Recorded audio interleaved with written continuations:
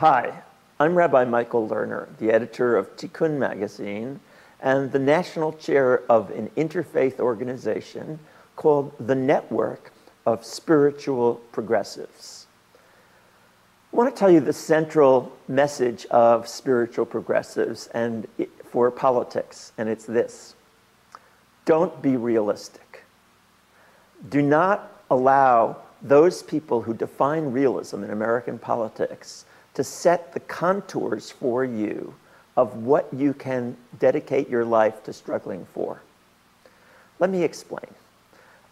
In the religious world, we believe that there is a force of healing and transformation in the world. Some people call it God, some people call it Allah, some people call it Yud-Hey Vav-Hey, some people call it the Buddha energy, however you want to describe it. There is a force in the universe that makes possible the transformation from that which is to that which ought to be. That force makes it possible for us to break what Freud called the repetition compulsion, the tendency to pass on pain from generation to generation. If you've had a hard childhood, if people have hurt you, either psychologically or physically, then your tendency is to pass that on to others. But what the force of healing and transformation allows for is the possibility of transcending that repetition compulsion, that tendency to pass on the pain to the next generation. Now, that force of healing and transformation makes it possible to look out at the world and see that all of the pain and cruelty, all of the insensitivity to the environment, all of the selfishness and materialism in this world can be transformed and turned from hurtfulness to kindness to generosity and to a loving world.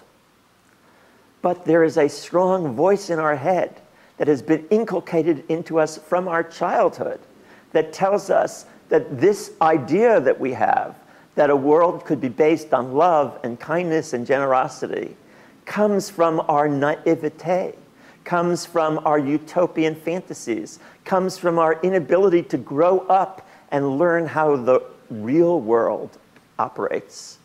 But the real world only operates in the way in which it operates because everyone tells everyone else that we really can't change it, that the world can't be fundamentally transformed.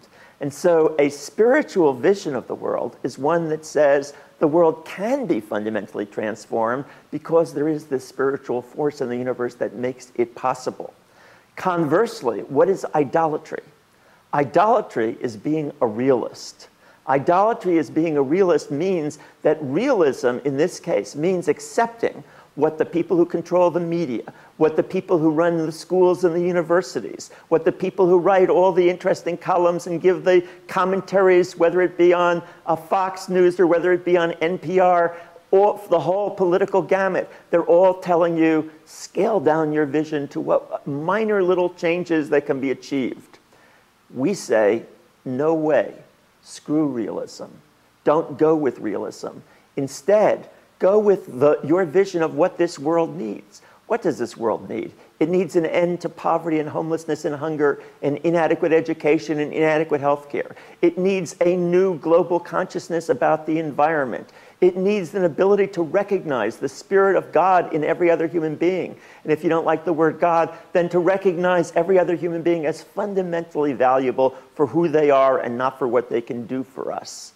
In other words, it needs a way of looking at other people in a non-instrumental way, but seeing them as fundamentally okay and fundamentally deserving of love and caring, and looking at the physical world and seeing it not simply as in terms of being a resource for us, but seeing it as something that embodies holiness, something that is sacred, something that deserves to be lived with rather than always dominated and controlled and turned into commodities so that we can sell it and make more money.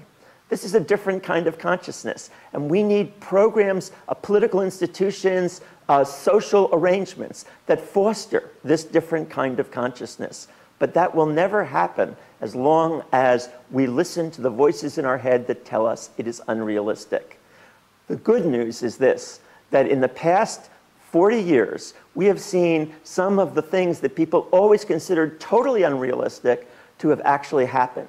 For example, in the past 40 years, the women's movement came forward and said that patriarchy is not inevitable, that men do not have to have domination over women.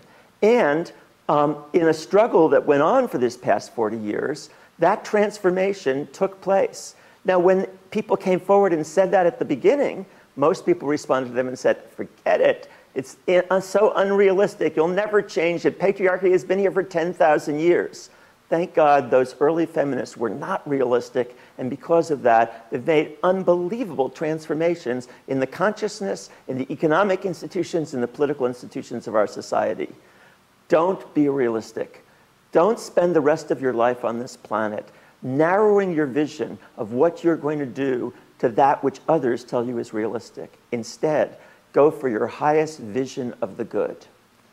If you've been stimulated in any way by this discussion, please go to the other clips online and listen to them as well. I'm Rabbi Michael Lerner, editor of Tikkun magazine and national chair of the Network of Spiritual Progressives, which you can also find on the web at www.spiritualprogressives.org. Thank you.